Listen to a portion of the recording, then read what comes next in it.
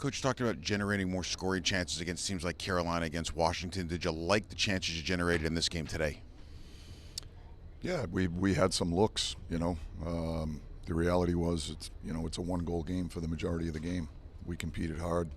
Um, you know, I think we pressed down the stretch. We opened it up a little bit, and they took advantage of it. But I thought, you look at the first 12 minutes or so of the third period, we had some offensive zone time. We were in and around the net. We got a big save on the breakaway save from Quickie.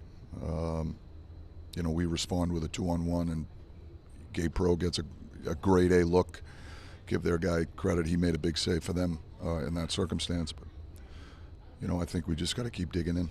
There was some lineup juggling. Obviously, Laba gets hurt. Carrick has the fights out for a little while. Sherry gets hurt. What did that do to the flow, if anything, in terms of how you wanted to approach this? Yeah, well, it just taxes guys. When you lose two guys early like that to injury, and then Sam's in the box for whatever it is, 7 minutes or that it was. You're down to short numbers. So that's just the reality of the way the game played out. How did you feel like Fox looked in his first game back? I thought he had a strong game. I thought he played real well. I think you can see the impact that he has on our team. Mike, the two guys who got hurt, just updates on them, and curious what you made of the Laba hit, the Wilson hit on Laba there. I thought it was a body check. I think Lobs is being evaluated for an upper body injury.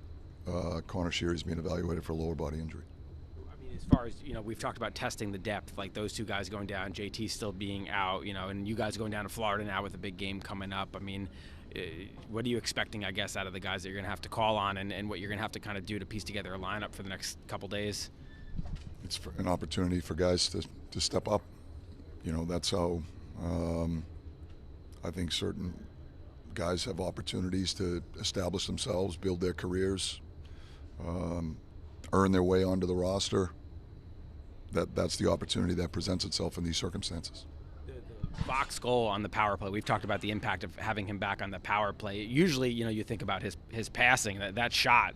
Just what did you make of that, and that kind of show how maybe anxious he was to get back out there and get that opportunity? I think it might have been the hardest shot I've ever seen him take. It was a bomb. Nice play by Mika. Good play all around. But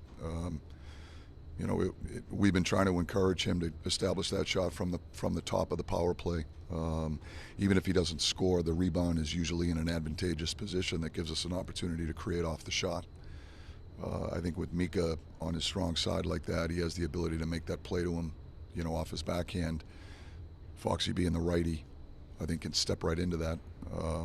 I know that's something that Quinny and those guys were working on in practice, and like I said, that's one of the hardest shots I've seen Foxy take. From a 5-on-5 perspective, you talked after the Islanders game the other day about feeling like you had some possession time, but maybe wanted to see guys get into the good ice a little bit more. Are you seeing enough of that today? We're seeing more of it, but is there ever enough? I think when you look at the nature of how the goals are being scored, you've got to get inside. You got to go to the net.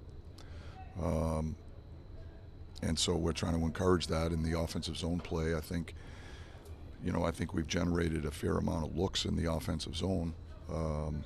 Creating off the shot, so to speak. It's another way to manufacture offense, and that's something that we've been working on and showing them on film, trying to practice it in practice, and giving guys reps at it, and so that we can be more predictable for one another. And that's something that we got to continue to work at.